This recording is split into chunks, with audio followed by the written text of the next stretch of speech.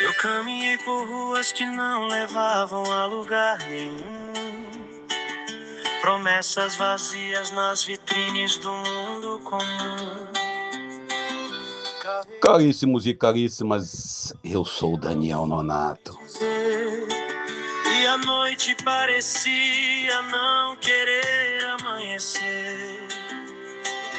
Tantas vozes dizendo quem eu devia ser. Tantos caminhos que me fizeram me perder. Amigos e amigas, a gente inicia hoje falando do Evangelho de Lucas, no seu capítulo 15, versículos 1 ao 3, depois capítulo 11, versículos 11 ao 32. Vamos de novo? Lucas 15, versículos 1 ao 3, depois 11 ao 32. Lembrando a todos e a todas que hoje é o Evangelho do Filho Pródigo. Esse Evangelho que aparece na liturgia da Igreja Católica pelo menos 3 vezes nas missas, né? Missas solenes. A gente vê aí nesse sábado, onde nós celebramos aí o segundo sábado da Quaresma, também aparece lá no quarto domingo da Quaresma, no ano C, e aparece lá no 24º domingo do tempo comum. A igreja não vai repetir a liturgia por causa dos olhos bonitos e verdes que você tem. Se você tiver olho verde, desculpa, mas não é por causa dos teus olhos verdes, mesmo que você tenha. Primeiro porque tem o que pedagógico. Mesmo a gente repetindo muitas das vezes a mesma leitura, a mesma reflexão, a gente vai cair sempre nessa falha. Eu particularmente, você particularmente, hoje um pouco mais tarde, o pessoal deve perguntar depois o que aconteceu. Primeiro que eu consegui finalmente adquirir um aparelho de celular e ainda estou configurando um aparelho, porque quando eu perdi o outro aparelho, eu botei uma série de travas de segurança, ativei uma série de segurança. Então, no novo aparelho, eu tenho que fazer todas as travas e dar um trabalho. Estou desde ontem, 10 horas da noite, tentando colocar o aparelho no padrão que eu uso, né? Então, a gente olha para esse evangelho e pergunta: quem sou eu neste evangelho? Geralmente a gente coloca aí, né, 3 personagens: o pai, o filho mais velho, o filho mais novo. Eu geralmente coloco 5 personagens, sem contar Jesus e os pecadores, né, os fariseus e os doutores da lei, né, os publicanos. Eu coloco 5 personagens: o pai, rico em misericórdia; o filho mais velho, o filho mais novo; o empregado e o dono dos porcos. Eu não vou nem citar os amigos, que a gente tem os amigos, né, que sempre estão junto ali. A gente vê aqui os aspectos sociais e psicológicos, emocionais. Às vezes eu falo nós porque você já fez isso, eu já fiz isso. A gente acha que está completamente certo. E aí vai lá, né, o dono do nosso pai ou nossa mãe, né, a quem é acima da gente, e faz o pedido solene: me dá a minha parte. Tá errado. Às vezes nós também saímos para o mundo, né? E no mundo encontramos amigos que às vezes oferecem a maconha, oferecem a cocaína, oferecem a cachaça, oferecem a cerveja, oferece coisas, né? Vantagens que não são vantagens muitas das vezes. E aí no final você está aí inquirido às vezes até num processo. Ou você mesmo é o dono dos porcos, em vez de tratar o teu amigo, o teu parente, o teu vizinho, o teu conhecido, o desconhecido até mesmo, com respeito, você trata ele como se fosse um porco. É o tratamento do dono dos porcos.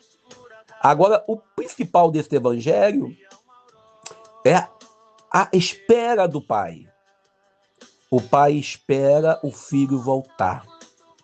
Eu já disse em outra reflexão, ano passado eu disse isso, repito hoje. Aqui a ressurreição, ela não acontece do filho, mas do pai.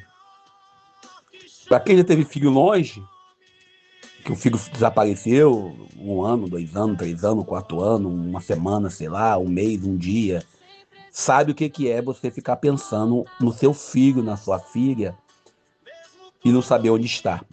Certamente aquele pai ele viveu um luto profundo, e a gente lembra das mães da Baixada Fluminense, em especial as mães que viveram e vivem ainda o luto dos filhos mortos pela violência. Ou mesmo as mães que têm os filhos que estão vivendo em estados, né, de morto-vivo, que são os filhos apenados, os filhos que estão vivendo nos presídios do Brasil. E você vai olhar o filho vivendo no presídio e vai dizer, você tem que morrer mesmo. Ontem, eu conversando com um camarada na loja que eu fui ontem, ele dizia, os gansos, os gansos. Aí eu falei para ele, olha, por que você é o quê? Se eles são ganso, você é o quê? Você é pato, é marreco, você é galinha, é galo, o que nós não podemos nos classificar? A gente, quando fala no filho que vai embora, a gente tem que primeiro entender, e nós sempre queremos ser no filho que volta, né? A gente esquece que nós somos os filhos que fica na casa. E eu falo isso sendo filho que estou na casa, e literalmente na casa. E eu sei como é difícil você, às vezes, levar o perdão. Por isso, essa semana toda, nós trabalhamos, né, a misericórdia na segunda-feira. No domingo passado, Mateus 17, 1 a 9, quando nós ouvimos Jesus dizer, escutai o que o meu filho diz. E na segunda-feira, Jesus pede para ter misericórdia. E durante a semana, Jesus, na terça-feira, critica os religiosos de plantão, aqueles que usam a Bíblia embaixo do braço, aqueles que usam o texto pendurado no pescoço, aqueles que dizem que conhecem a palavra de Deus, a gente, claro, né? E na quarta ele vem batendo pesado nas autoridades eclesiásticas. Eu contei a história dos padrecos, né? Que às vezes se acham mais padres, mais santos do que a gente, só porque receberam o grau da ordem. Diáconos também acontece isso muitas das vezes. Bispos nem vou falar. E também a gente é culpado, porque a gente às vezes faz essas pessoas se acharem mais. O clericalismo ele não surge entre o clero, mas sim entre nós leigos. E na quinta-feira nós vamos viver a experiência do Lázaro. O Lázaro está na porta do rico. Né? E ontem nós ouvimos, né, a parábola dos vinhateiros homicidas. Para poder fecharmos a semana com o filho pródigo que volta. Esse filho que volta, ele não volta simplesmente porque está na penúria, porque ele pensa, olha, é melhor ser servo do que ser isso que eu sou. E às vezes nós, em nossas escolhas, e eu lembro de amigos que superaram, pessoas que eu conheço, o vício da droga, o vício da bebida, outros vícios que nós podemos ter, até dos jogos que hoje estão na mídia, né? A gente vê claramente que o evangelho de hoje fala de uma pessoa que supera a sua pequenez e reconhece a grandiosidade do Pai. E aqui você tem outro aspecto que eu acho que o evangelho destaca para a gente.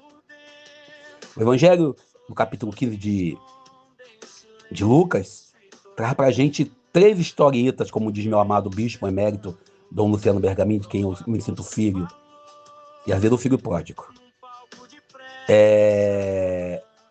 Primeiro, Jesus conta a história da ovelha que se perdeu. Nem todos têm ovelha. Depois ele conta a história da moeda perdida. Nem todos têm moeda. E nesse país, meu Deus, tudo é Pix, né? Mas todos nós temos um parente.